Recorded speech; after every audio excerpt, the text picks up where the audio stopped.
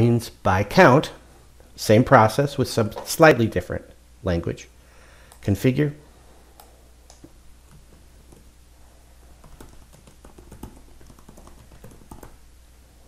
And in here, https://ideatesolutions.com/count.html. Save. Copy URL again. Come up here, configure, here, Control A for all, Control V for copy, unique GUI ID, save. And now we can do it as the same process as the other bar chart. We choose project,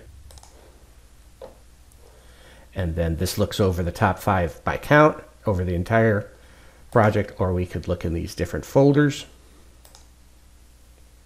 And again, we have the ability to drill down, drill back up,